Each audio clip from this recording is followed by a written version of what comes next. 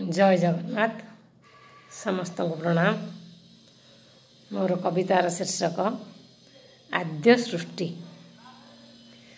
नारी अटे सरग को द्वार, नारी अटे नरक को द्वार, नाही तार ओरी केही, नाही तार ओरी केही, किंतु सीए नजर बंदीर, किंतु सीए नजर बंदीर।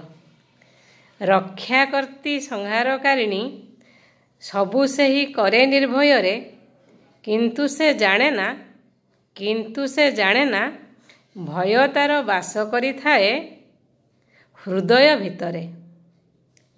परिचय तार नाही, परिचय तार नाही, केतेबेले पितृ परिचय, केतेबेले स्वामी और ससुर, एबे किंतु सृष्टि करे भयार्थ चित्तरे निज परिचय।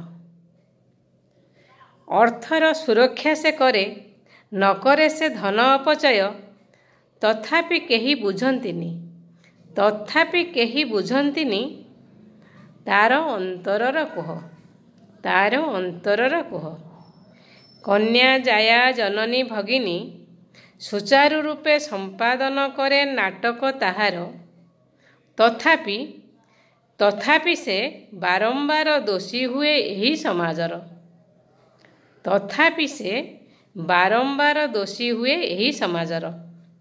बोधे यह विधाता विचार, बोधे यह विधाता विचार, केवल सहिबा पाई सृष्टि तार यही पृथ्वीर, केवल सहिबा पाई सृष्टि तार यही पृथ्वीर। सहनशीलतार सबु सीमा करिले से पार, सहनशीलतार सबु सीमा करिले से पार, तथापि अग्नि परीक्षा देबाकू पड़े ताकू बार बार, तथापि अग्नि परीक्षा देबाकू पड़े ताकू बार बार।